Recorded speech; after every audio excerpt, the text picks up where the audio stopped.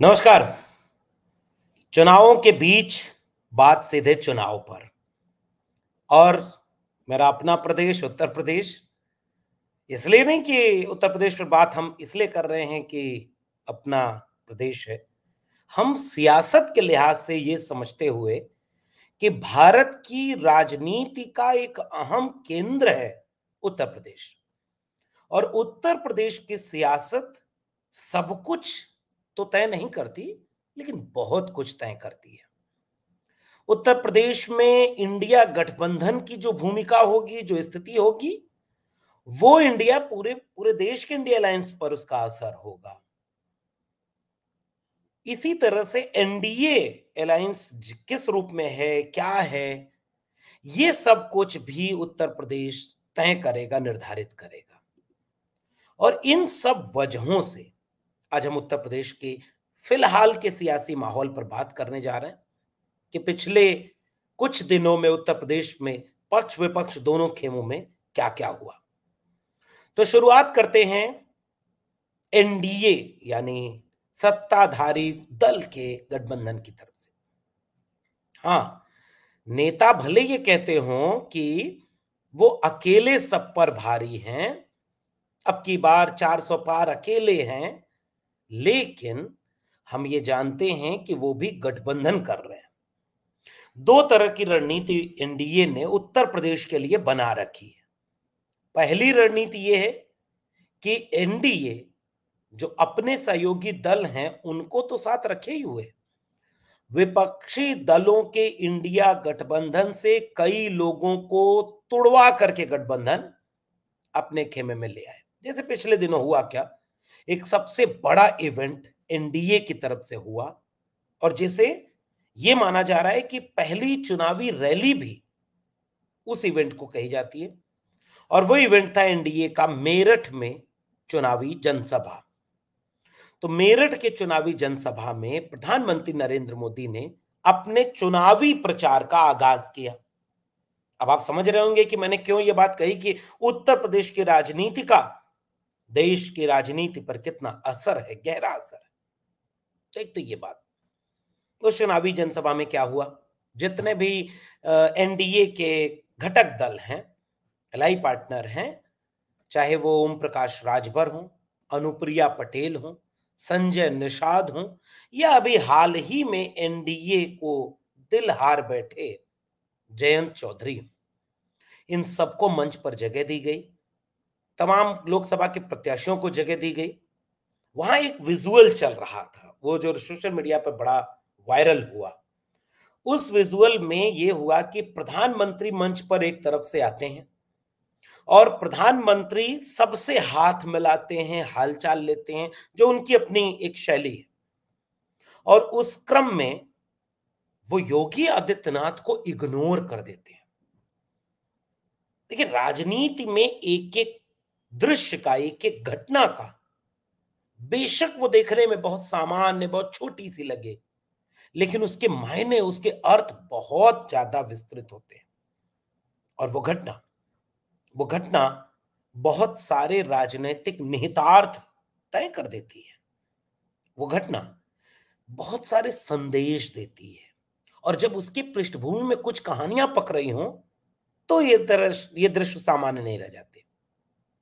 कहानी ये पक रही है कि उत्तर प्रदेश के मुख्यमंत्री योगी आदित्यनाथ और केंद्र के कद्दावर बीजेपी के नेताओं के बीच कुछ असहज मामला है। बहुत सारे लोग तो ये भी कहने लगते हैं कि चुनाव के बाद हो सकता है उत्तर प्रदेश में भी मुख्यमंत्री बदल दिए जाएं। और ये होता है, बीजेपी ऐसा करती है। उत्तराखंड में कई कई बार मुख्यमंत्री उसने बदला। उसने अभी हाल ही में हरियाणा में मुख्यमंत्री अपना बदल दिया। मनोहर लाल खट्टर, जिसको नरेंद्र मोदी कहते थे कि हम तो बचपन से एक साथ रहे हैं, साइकिल पर साथ घूमते हैं, उसी दिन वो भाषण चल रहा था, मुख्यमंत्री बदल दिए गए। कहा यह जा रहा है, राजनीतिक गलियारों में इस बात की चर्चा है कि उत्तर प्रदेश के मुख्यमंत्री को लेकर के केंद्र में बैठे कुछ बीजेपी के बड़े नेताओं को गहरी असहजता है, जिसके चलते हो सकता है कि कुछ अनबन हो। तो योगी आदित्यनाथ जहां खड़े थे, प्रधानमंत्री उनसे बिना हाथ मिलाए, बिना कोई अभिवादन किए आगे बढ़ गए। देखिए, इसका एक पहलू ये भी है कि हो सकता है योगी आदित्यनाथ से पहले ही भेंट हो गई हो। मुख्यमंत्री हैं, तो प्रधानमंत्री से पहले मिल लिए हों और इसलिए वो हाथ नहीं मिलाई। कोई बहुत सामान्य सी बात है, इसको इतना बढ़ा-चढ़ा के नहीं कहना चाहिए। लेकिन प्रधानमंत्री को भी पता है कि जब कैमरे आपके साथ चलते हैं, आपकी जितनी आँखें हैं या जितनी भी गतिविधियाँ हैं, वो कैमरे के ज़रिए पूरे देश को जाती हैं। तो चारों तरफ जब कैमरा लगा है, तो कमरे के अंदर हम प्रेम किए हों, मिले हों और सामने दुश्मनी दिखे या सहज ना दिखे, तो उसके राजनीतिक अर्थ तो बदल जाते हैं। सामान्य जीवन की तरह सामान्य राजनीति तो है नहीं। एक तो ये बात। तो इसको लेकर के कयासबाजी ये चल रही है कि मोदी के बाद कौन? इस वाली प्रक्रिया में उत्तर प्रदेश में बहुत सारा उठा-पटक चल रहा है। इसलिए आप देखेंगे कि बीजेपी का केंद्रीय नेतृत्व उत्तर प्रदेश की सारी चीज़ों को निर्धारित कर रहा है। उत्तर प्रदेश का केंद्रीय नेतृत्व के सामने सरेंडर किया गया है। बीच-बीच में योगी आदित्यनाथ या उप मुख्यमंत्री दोनों जो हैं वो मिल के टिकट बँटवारा कर लेते हैं। लेकिन उत्तर प्रदेश में एनडीए अपने को पूरी तरह मजबूत करना चाहता है। इसीलिए उसने चौधरी चरण सिंह को जो भारत रत्न दिया गया, उसका बाकायदे इवेंट किया उत्तर प्रदेश में। तो मेरठ में जो चुनावी रैली थी, उसके केंद्र में कौन थे? चौधरी चरण सिंह। क्योंकि और सबसे ज्यादा बड़ा भाषण किसका हुआ? जयंत चौधरी का। तो ये जो पूरी प्रक्रिया है, बीजेपी की रणनीति उत्तर प्रदेश में ये है कि बीजेपी पूरी तरह से उत्तर प्रदेश में गंभीरता से एक-एक चीज को काम करना चाह रही है और उस गंभीरता से काम करने के चक्कर में यह पूरी की पूरी प्रक्रिया ऐसे बदल रही है, ऐसे चल रही है कि हर सीट को लेकर के उनकी एक रणनीति। जैसे पूर्वांचल के लिए उनकी एक रणनीति अलग है। उन्होंने ओम प्रकाश राजभर, दारा सिंह चौहान, अनुप्रिया पटेल, संजय निषाद, ये 4 जो बड़े कद्दावर नेता हैं, इन सबको या तो सपा से तुड़वाया, लड़वाया, कुछ लोग पहले से ही बीजेपी के साथ थे। यानी पूर्वांचल के पूरे समीकरण को बीजेपी साधने की कोशिश कर रही है। तमाम जातियों के नेताओं को अपने साथ ले लिए और देने के लिए चूंकि बीजेपी के पास बहुत कुछ है। अभी आज की तारीख में उत्तर प्रदेश में न तो समाजवादी पार्टी के पास कुछ है कि वो इन नेताओं को देख करके अपने यहाँ रोके रहे या ईडी सीबीआई भी उनके पास नहीं है। लुटाने के लिए पद नहीं है, पैसा नहीं है, क्योंकि वो विपक्ष में है। तो एक विचारधारा होती है, एक राजनीतिक स्टैंड होता है जिससे कोई नेता किसी गठबंधन में रहता है या जाता है। तो उन वजहों की सामने ये एक विकल्प था कि क्या ये बात बन पाती या नहीं बन पाती, इसको लेकर के एक कयास चल रही थी और उस कयासबाजी में ये सारे नेता बीजेपी की तरफ शिफ्ट करते चले गए। कोई पहले चला गया, कोई बाद में चलता चला जा रहा है। एक तो बीजेपी की तो पश्चिमी उत्तर प्रदेश में बीजेपी के सामने ये मुश्किल थी कि जाट बेल्ट, किसान बेल्ट, मुसलमान ज्यादा हैं तो मुसलमानों के खिलाफ, क्योंकि मुसलमान को न तो बीजेपी टिकट देती है, न तो वो कोई कहती है कि हमें वोट चाहिए। हाँ, दिखाने की राजनीति के लिए वो कहेंगे कि ट्रिपल तलाक के नाम पर वोट दे देना। तो मुसलमान बुलडोजर से अपने घर गिराए जाने के कुछ को दृश्य की तरह देखेगा, जेल में लोगों के मारे जाने से, केस मुकदमों से, उनके खिलाफ तमाम तरह के नियम, कायदे, कानून, इन सब चीजों को देख करके इससे देखेगा, या मुसलमान इस बात पे खुश हो जाएगा कि ट्रिपल तलाक उन्होंने हटा दिया तो हम उनको वोट देते। तो बीजेपी को पता था कि वो वोट उन्हें मिलेगा नहीं, इसलिए उन्होंने जयंत चौधरी का दिल जीत लिया। दिल जीतने के लिए क्या क्या होता है आप सब समझदार हैं, आप सबको पता है। 7 सीटें अगर सपा के साथ गठबंधन में मिल रही थी और उस सपा के साथ जिस समाजवादी पार्टी ने केवल 9 विधायक होने के बाद बाकी कम से कम 4 गुना विधायक अपने उनका वोट दे करके राज्यसभा में जयंत चौधरी को भेजा था। एक अच्छा गठबंधन था जो 2014 से कोशिश कर रही थी बीजेपी की जयंत चौधरी उनके साथ आ जाए। 17 में कोशिश किया, फिर 19 में कोशिश किया, लेकिन एक रिश्ता था, एक जुड़ाव था जयंत चौधरी का जो उधर जाने से रोक रहा था। लेकिन जयंत चौधरी अंततः उसी दिशा में चले गए और ऐन मौके पर बीजेपी ने जो देना हुआ, भारत रत्न दिखाने की चीज है कि हमने भारत रत्न दे दिया। केवल भारत रत्न दे देने से जयंत चौधरी उधर चले जाएंगे, अगर कोई ऐसा सोचता है तो उसकी राजनीतिक समझ के लिए बधाई देना चाहिए। एक भारत रत्न उसकी राजनीतिक समझ को भी दे देना चाहिए, क्योंकि असल में खेल उसके पीछे होता है और उसके पीछे का खेल यह है कि इस पूरे प्रक्रिया में सत्ता जिसके हाथ में वो बहुत कुछ देना चाहता है। तो मेरठ का पूरा चुनाव कैंपेन चौधरी चरण सिंह को केंद्र में रखे हुआ, जबकि चौधरी चरण सिंह जिस तरह से किसानों नौजवानों की बात करते थे, बीजेपी ठीक उसके उल्टा काम कर रही है। चौधरी चरण सिंह आरएसएस के घोर विरोधी थे, इसीलिए चौधरी चरण सिंह को मुख्यमंत्री बनने से, प्रधानमंत्री बनने से जो सबसे ज्यादा आहत और साजिश करने वाला गुट था वो आरएसएस का था। कभी उसे पसंद नहीं करते थे चौधरी चरण सिंह। चौधरी चरण सिंह एक सेकुलर डेमोक्रेटिक सोशलिस्ट देश बनाना चाहते थे, हिंदू राष्ट्र नहीं बनाना चाहते थे। धर्म, मजहब, मंदिर, मस्जिद, इस सब की राजनीति कभी चौधरी चरण सिंह ने की ही नहीं। और किसानों की तरक्की को देश की तरक्की से जोड़ा कि भारत की तरक्की का रास्ता खेतों खलिहानों से होकर जाता है। मीडिया वाले जब मेरे खिलाफ लिखें तो समझना कि मैं तुम्हारा हूं किसानों, और जब मेरी तारीफ करने लगे तो ये समझ लेना कि चौधरी चरण सिंह बिक गया है, टाटा बिरला की जागीर नहीं, ये भारत देश हमारा है।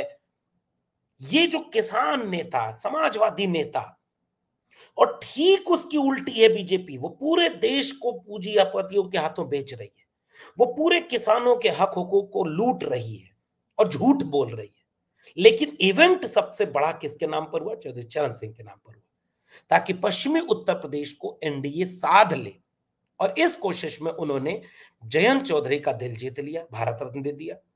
क्या जयंत चौधरी ये सवाल का जवाब दे पाएंगे कि किसानों के उन सवालों, टाटा बिरला की जागीर नहीं, ये भारत देश हमारा है, अंबानी अडानी की जागीर बना देने वाली बीजेपी के साथ जाकर के उनका दिल कैसे मानता होगा?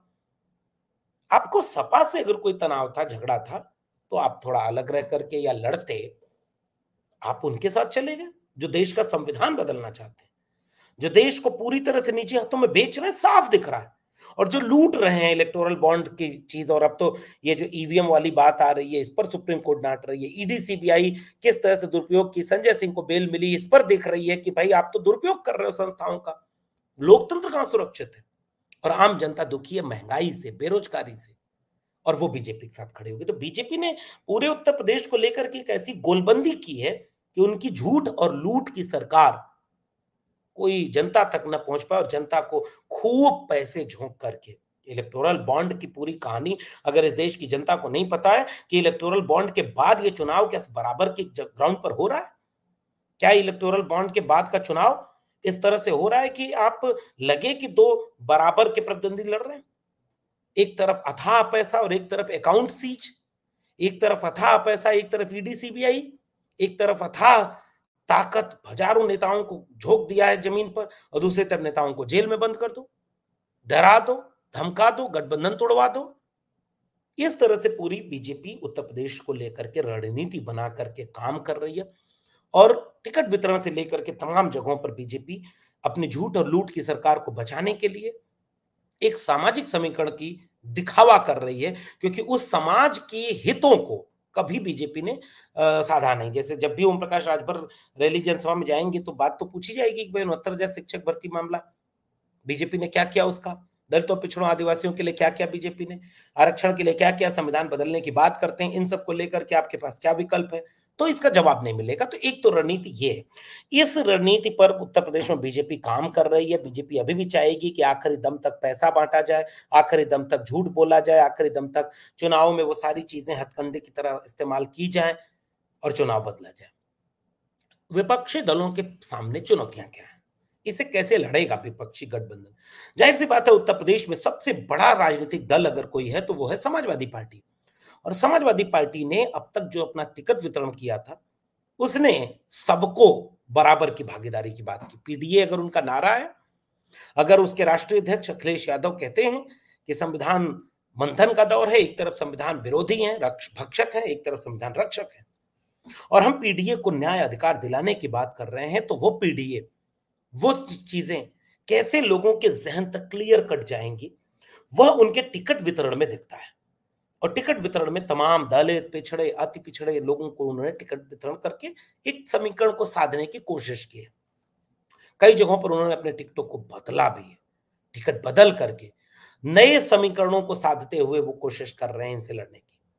और समाजवादी पार्टी, कांग्रेस पार्टी, इन दोनों का एक बड़ा अलायंस है।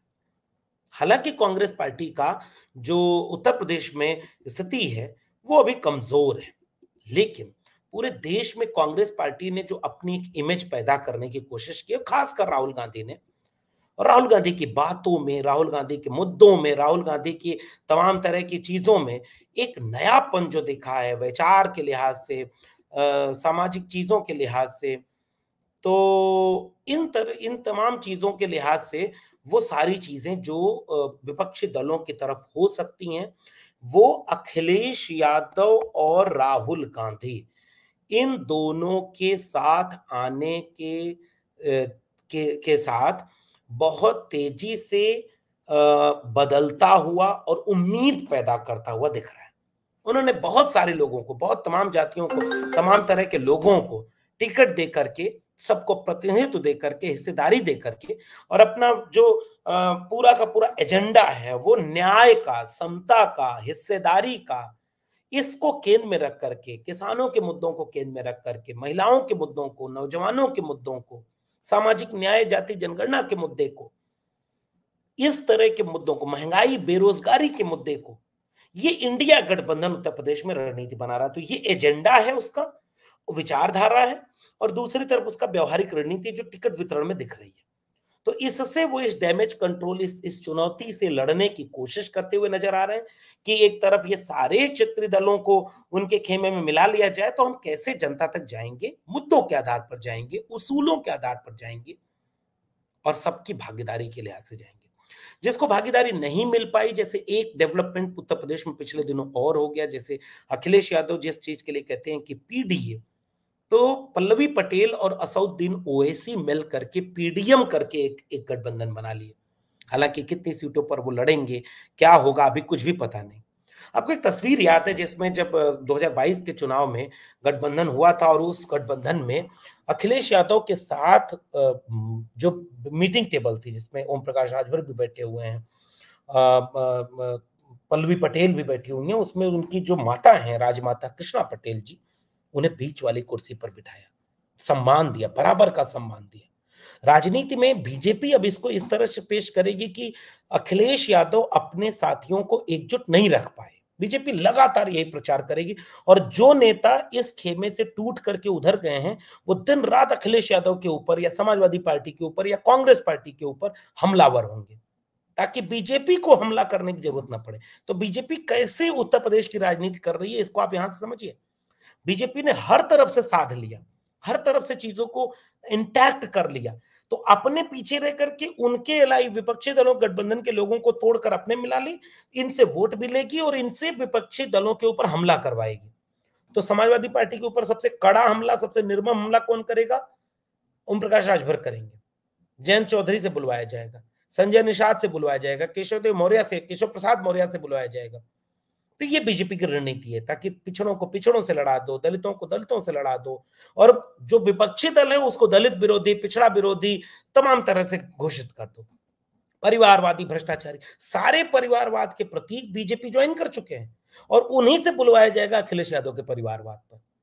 क्योंकि जब यहां पर गठबंधन, जैसे जयंत चौधरी को 7 सीटें दे रहे थे, अब भले जयंत चौधरी ये कहें कि 7 नहीं दे रहे थे, उसमें से 3-4 तो अब 3 कैंडिडेट अपने दे रहे थे, फिर भी तो 3-4 आपके थे, आपको तो वहां केवल 2 मिला। हाँ, अखिलेश यादव आपको राज्यसभा नहीं दे के सम्मान बढ़ाए थे। एक सम्मान होता है, मैं राजनीति में ये नहीं कहता कि एक व्यक्ति ही दूसरे को मदद करता है, दूसरा भी इसको मदद करता है। यानी अगर अखिलेश यादव और जयंत चौधरी एक साथ आए थे, ओम प्रकाश राजभर साथ आए थे, पल्लवी पटेल साथ आई थी, तो सबको सबका फायदा मिला। लेकिन सबको सबका फायदा मिला और आप फायदा लेकर के ज्यादा फायदा वाली जगह पर चले गए और विचारधारा पीछे चली गई। राजनीति में इसका विश्लेषण कम से कम जनता करेगी। तो पीडीएम जो बनाया गया वो इस तरह से कि बीजेपी में सीधे तो जा नहीं पा रहे, अब असदुद्दीन ओवैसी के साथ चले गए। ओवैसी की भूमिका आज की तारीख में मुसलमान वोटर बेशक पसंद करता हो तमाम लोगों को, लेकिन मुसलमानों से ज्यादा ईमानदार, स्पष्ट वैचारिकी से देश में कोई आज नहीं खड़ा है जिसे पता है कि उसका वोट कैसे पड़ेगा। सबसे क्लियर विजन अगर किसी के पास है तो मुसलमानों के पास है, बाकी सब लोगों में तो डाइवर्ट हो जाता है मामला। इसलिए वो, उनको पता है कि वो असदुद्दीन ओवैसी को एक भी सीट, एक काउंसलर तक नहीं जिताए हैं उत्तर प्रदेश में, जहां इतनी ज्यादा सीटों पे मुसलमान हैं। उनको पता है कि हमें किसको हराना है। आज की तारीख में उत्तर प्रदेश की राजनीति यहां खड़ी है। अगर उत्तर प्रदेश में जनता चुनाव लड़ेगी, तो इस तरह के तमाम गठबंधनों को वो अपने विवेक से परखेगी कि प्रतिक्रिया में तमाम चीज़ों के खिलाफ में कोई चीज़ चली जाए। जैसे पल्लवी पटेल जी को 1 सीट मिल रही थी या उस पे वो सपा के सिंबल पर विधायक भी हैं, सब कुछ है। अंदर का झगड़ा क्या है वो आपको तो पता नहीं होगा। आप तो बाहर जो चीज़ें दिख रही हैं आप उसी पर इमेज बनाएँगे। अंदर कौन क्या माँग रहा है, कौन क्या दे रहा है, कौन क्या लड़ रहा है, कौन क्या चीज़ें चल रही हैं, ये तो पब्लिक में कोई बोलेगा नहीं। पब्लिक में आएगा कहेगा उसूलों के नाम पर हमने छोड़ दिया। तो ये जो सिचुएशन क्रिएट की जा रही है उत्तर प्रदेश में, ये पूरे चुनाव के पूरे समीकरण को दूसरे दिशा में ढालने की कोशिश भी है। इसलिए मेरा विश्लेषण ये कहता है कि ये चुनाव अगर नेताओं के भरोसे लड़ा गया, तो जिसके पास पैसा है, पावर है, ईडी है, सीबीआई है, मीडिया है, सब कुछ है, वो चुनाव भारी पड़ेगा। लेकिन अगर ये चुनाव जनता का चुनाव बन गया, तो मुझे लगता है कि नेताओं के इधर जाने, उधर जाने से कोई फ़र्क नहीं पड़ेगा। जनता अगर ये चुनाव लड़ेगी, तो समीकरण का मायने नहीं होगा, फिर मुद्दों पर चुनाव होगा और तब दिल्ली का तख्त-ओ-ताज इससे संकट में आ सकता है। आपका क्या मानना है उत्तर प्रदेश की राजनीति को लेकर के? नीचे कमेंट बॉक्स में ज़रूर बताइएगा। नज़र रखिए, चुनाव है, एक-एक चीज़ पर नज़र रखना है, ताकि लोकतंत्र मजबूत हो, संविधान मजबूत हो। फिर मिलेंगे किसी और टिप्पणी के साथ, तब तक के लिए बहुत-बहुत धन्यवाद।